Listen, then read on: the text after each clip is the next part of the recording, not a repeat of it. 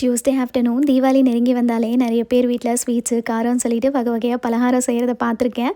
ஆனால் எங்கள் வீட்டில் தீபாவளி அப்படின்னாலே மேண்டேட்டாக செய்கிறது ரெண்டே ரெண்டு தான்.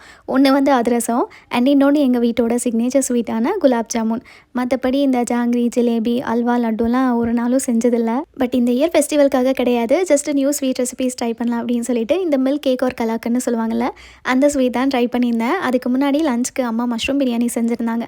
அதுக்கு சைட் டிஷ்ஷாக கொஞ்சமாக எக் மசாலா மட்டும் ரெடி பண்ணி வச்சுட்டேன். வழக்கமாக கிரேவி செய்கிற மாதிரி தான், பட் வெங்காயம் தக்காளி அப்படியே சேர்க்காம வதக்கிட்டு அரைச்சி சேர்த்தோன்னா அந்த டெக்ஸ்டர் இன்னும் நல்லாயிருக்கும். தென் இந்த கலாக்கன் செய்கிறதுக்கு ஒரு டீஸ்பூன் நெய் கூட துருவின 200 கிராம் மலாய் பன்னீர் அண்ட் ஸ்வீட்னஸ்க்கு 200 கிராம் கண்டென்ஸ்ட் மில்க், கொஞ்சமாக ஏலக்காய் பொடியும் சேர்த்து ஒரு 6 to 7 மினிட்ஸ் லோ ஃப்ளேமில் குக் பண்ணால் நெய் பிரிஞ்சு எல்லாமே ஒன்று சேர்ந்து வரும். உடனே அதை நெய் தடவின பிளேட்டுக்கு மாற்றிட்டு கொஞ்சம் நேரம் செட் பண்ணதுக்கப்புறமா பீசஸ் போட்டு எடுத்திங்கன்னா மில்க் கேக் ரெடி.